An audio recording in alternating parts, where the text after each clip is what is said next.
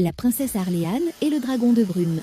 Une nuit, alors que la lune brillait haut dans le ciel de Biermande, un étrange brouillard enveloppa le château. Au matin, tout le royaume était plongé dans une épaisse brume argentée.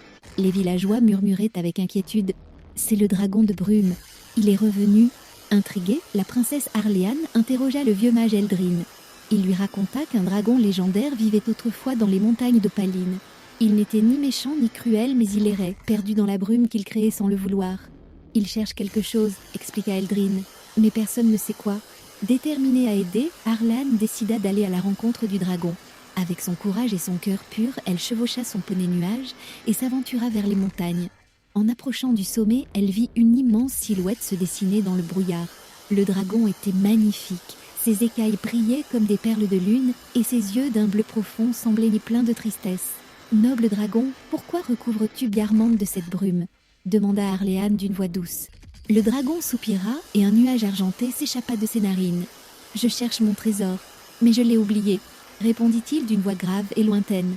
Arléane réfléchit. Un trésor oublié ? Peut-être qu'il ne s'agissait pas d'or ou de pierres précieuses. Elle regarda le dragon avec bienveillance et demanda « Et si ton trésor n'était pas un objet, mais un souvenir perdu ?» Le dragon ouvrit grand ses yeux.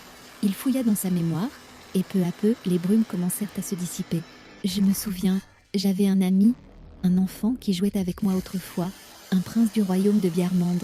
Mais le temps avait passé, et le dragon s'était retrouvé seul, oubliant même le visage de son ami.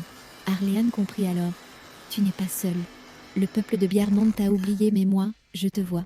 Viens avec moi au château. » Touché par ces paroles, le dragon la suivit jusqu'au village. Lorsqu'il apparut, les habitants eurent d'abord peur.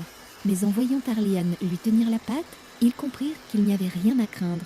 Depuis ce jour, le dragon de brume devint le gardien bienveillant de Biermande.